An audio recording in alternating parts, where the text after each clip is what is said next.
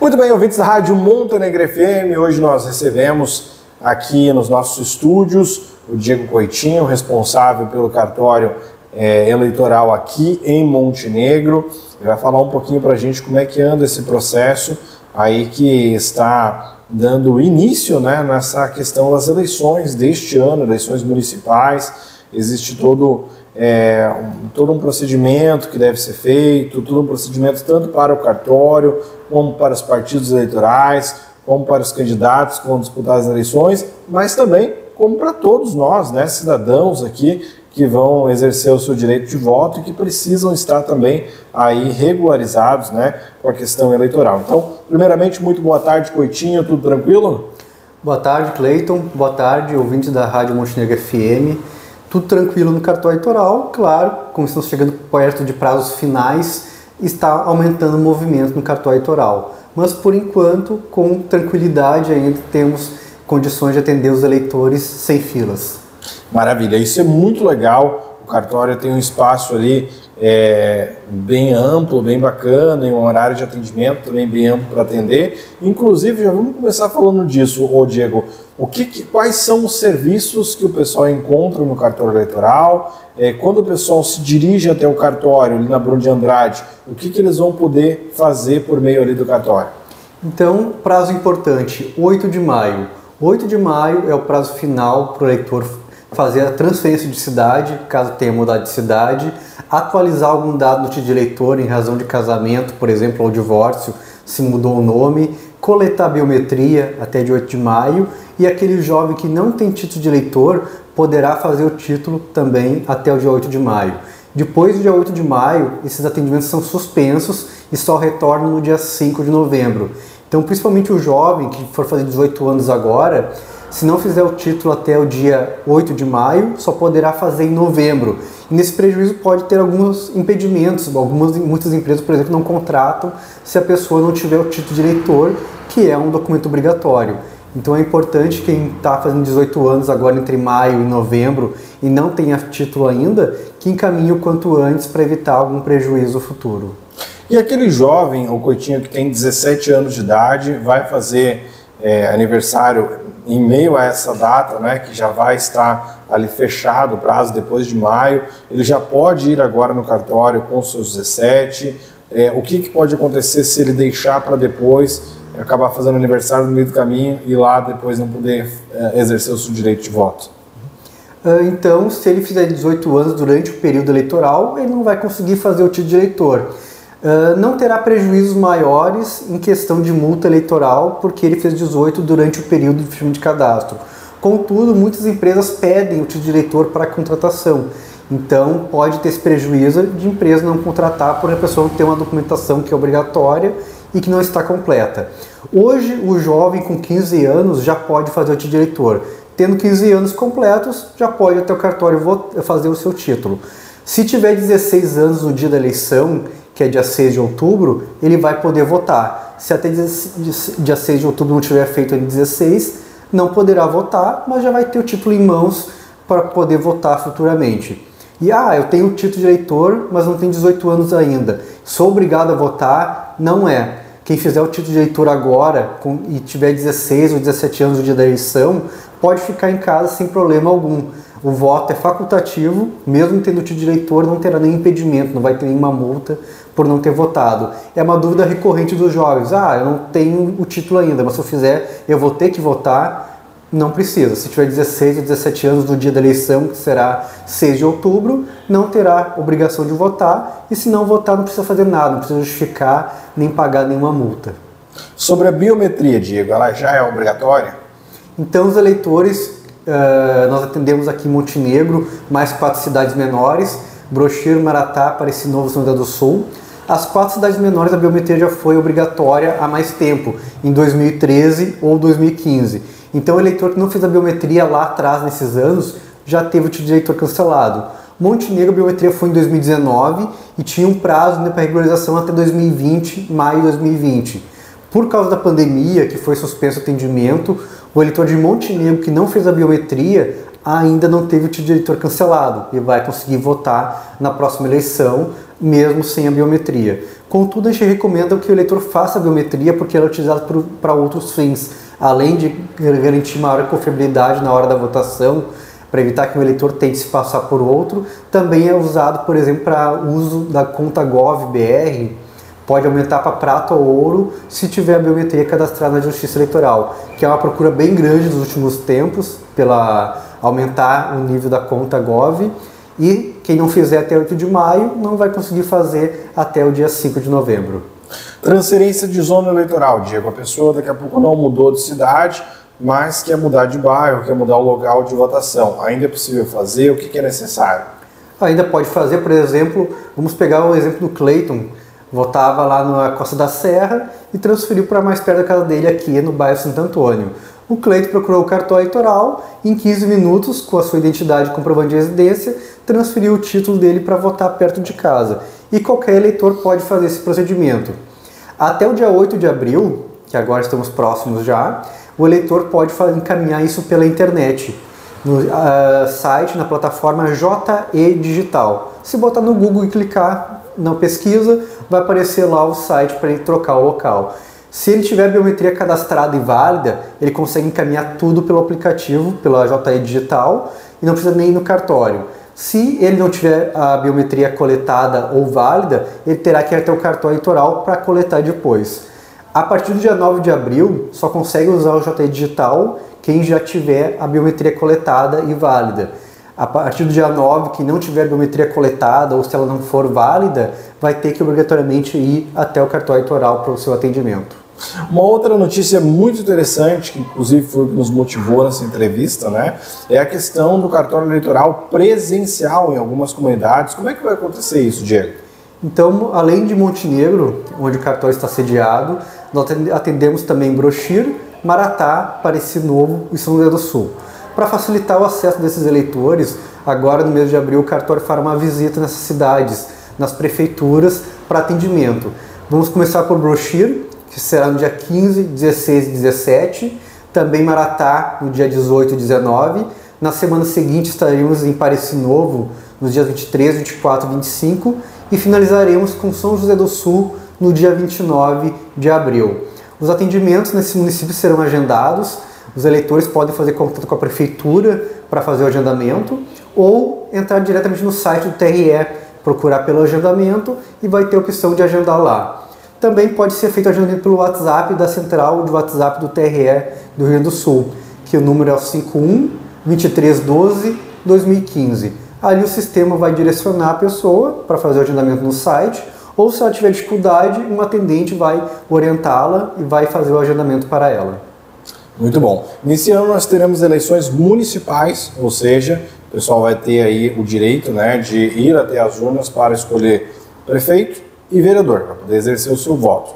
Quais as dicas, Diego, que você dá, que o cartório eleitoral dá para os eleitores? Como é que eles devem se preparar para ir às eleições, além dessa questão, né, que a gente já tem falado, da biometria, da questão da zona eleitoral? Quais outras dicas que o cartório dá para os eleitores?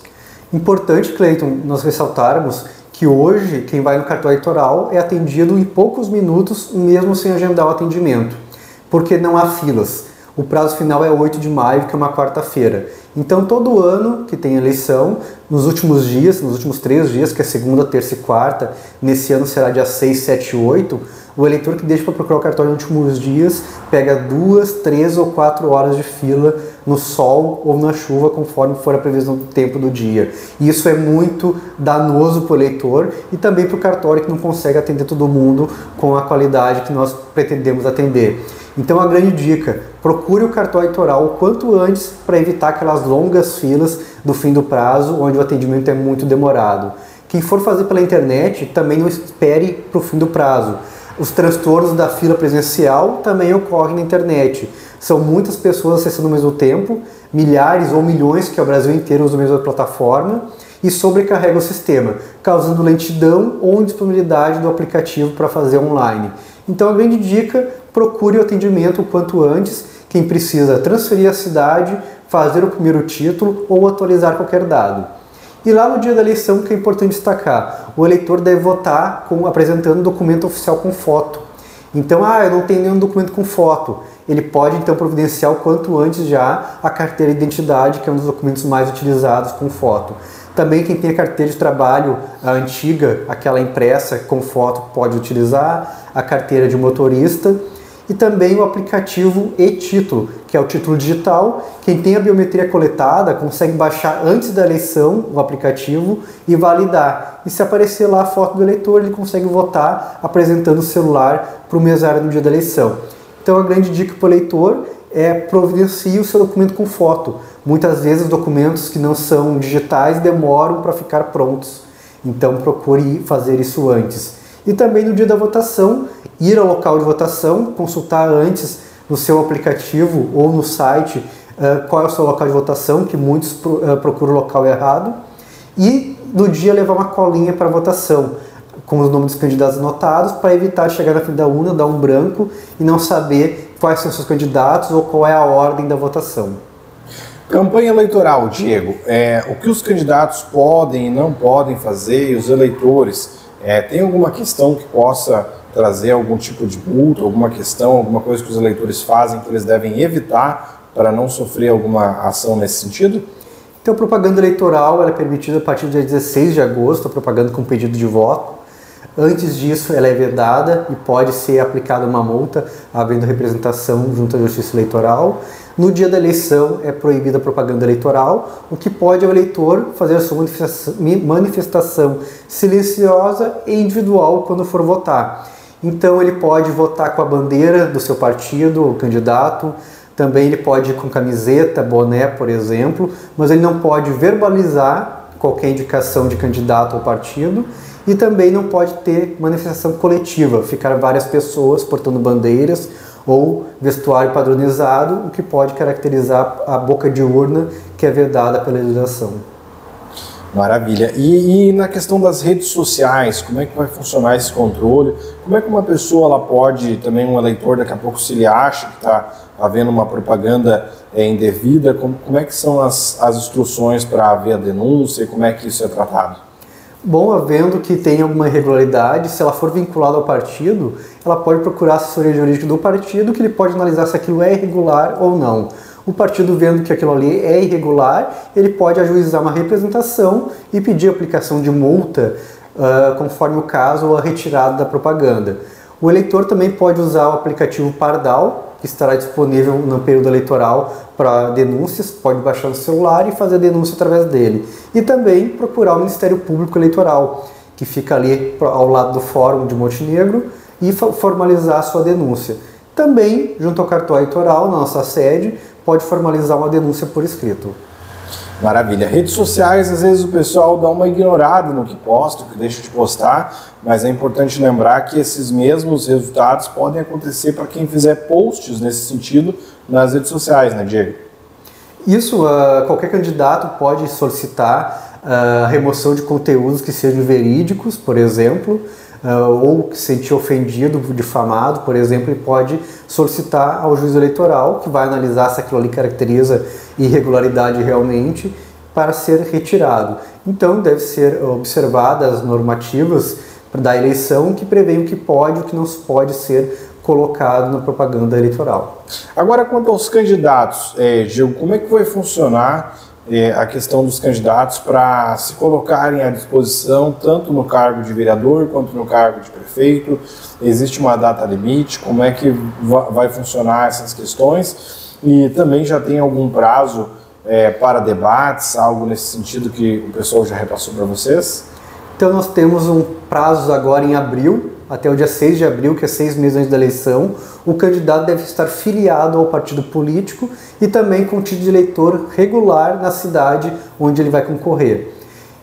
E esse candidato ele vai ser formalizado em convenção partidária. Os partidos devem realizar as convenções entre 20 de julho e 5 de agosto. É o prazo que eles têm para definir quem serão os seus candidatos.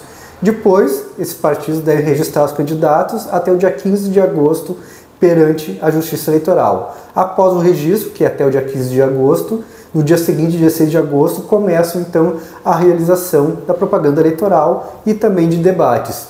Então, órgãos que normalmente utilizam do debate, por exemplo, a imprensa costuma utilizar muito, a partir de agosto já costumamos a ter os primeiros debates, mais comum em setembro, mais perto do fim do prazo, e também ali nos primeiros dias de outubro também é possível ter o debate ainda. Como é que a legislação está tratando agora, Diego, a questão das publicações? Por exemplo, a Prefeitura de Montenegro tem um site, né, onde costuma fazer publicações de suas matérias. Durante o período eleitoral, isso vai continuar sendo possível? Não pode mais fazer? Como é que funciona essa questão? Há restrições para a propaganda eleitoral nos órgãos que tenham candidatos concorrendo. Então, habitualmente, as prefeituras, como é um caso de eleição municipal, elas desabilitam as redes sociais para evitar alguma propaganda eleitoral irregular. Perfeito. Então é isso, eu acho que a gente tirou aí várias dúvidas do pessoal, né? Podemos aí abranger vários assuntos, vários aspectos. E uma última questão que eu lembrei agora, Diego, pode ocorrer de algum candidato a prefeito ou a vereador ir participar do pleito, estar nas urnas, receber os votos, mas depois ter os seus votos anulados? Como é que isso acontece e por que isso acontece? Bom, então, como nós conversamos, até o dia 15 de agosto, os candidatos devem apresentar o registro à Justiça Eleitoral. Esse registro é avaliado pela Justiça Eleitoral para verificar se ele pode ou não ser candidato perante a legislação vigente. Então, é verificado, por exemplo, se ele tem idade mínima para concorrer ao cargo, se ele tem filiação partidária ou não, se ele tem nacionalidade brasileira, se ele não tem uma questão de inelegibilidade, por exemplo, por ele ter sido condenado anteriormente por algum crime que tenha previsão de inelegibilidade após o cumprimento da pena, se ele não está cumprindo pena, por exemplo, durante esse período o título dele fica suspenso, ele não pode votar nem ser votado. Então são diversos fatores que podem impedir uma candidatura, e isso é avaliado no registro de candidatura. E também temos os casos em que, posterior à eleição, ingressam representações porque o candidato fez alguma conduta vedada. Por exemplo, comprou votos e o mandato dele pode ser cassado. Então são situações que o candidato pode até ser eleito e futuramente vir a ser cassado por não ter cumprido todos os requisitos. E esses históricos, por exemplo, de políticos que já estão há mais tempo na corrida eleitoral, né? Tem algum lugar, algum site que as pessoas, os eleitores, eles podem pesquisar a respeito dessa participação política dos candidatos, ou isso não existe ainda? Há o sistema DivulgaCandi, é o sistema de divulgação de candidaturas. Então lá o eleitor consegue visualizar vários dados do candidato, inclusive certidões judiciais, por exemplo, se ele cumpriu já algum processo, os processos que ele tem em andamento, tem nesse site. Tem também a declaração de bens do candidato, os cargos que ele já concorreu. Então são diversas informações que estão disponíveis no sistema DivulgaCandi. Então nós temos agora a última eleição de 2022, consegue verificar lá, 2020, 2018, e também de eleições anteriores. Conforme a eleição mais atual, tem mais informações. Eleições mais anteriores, o volume de informações é menor, mas também tem bastante informação lá, para o eleitor poder tirar sua dúvida, para decidir se vai votar naquele candidato ou não, por exemplo, verificar suas certidões judiciais, se tem algum processo em andamento. Então é um site bem interessante de visualizar. Para 2024 ainda não está alimentado, porque é alimentado com o registro de candidatura.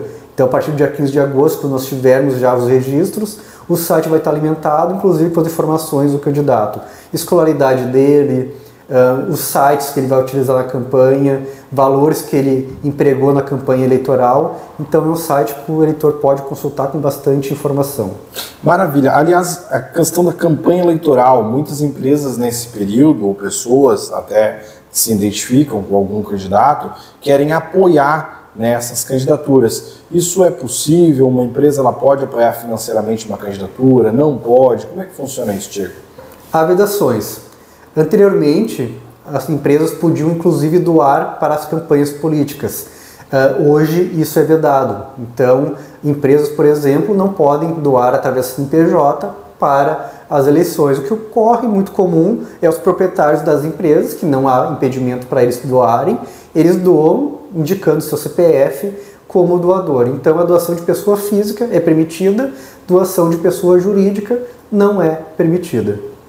Maravilha, muito obrigado, Diego, pelas informações. Qualquer outra novidade, a Rádio Montenegro FM fica aberta, o espaço fica aberto para o cartório eleitoral sempre trazer as novidades e informações aqui para os ouvintes, tá bom? Obrigado, Cleito. Também queria colocar à disposição o cartório eleitoral para tirar eventuais dúvidas e agradecemos sempre a disponibilidade da rádio em nos atender e passar informações importantes ao eleitor.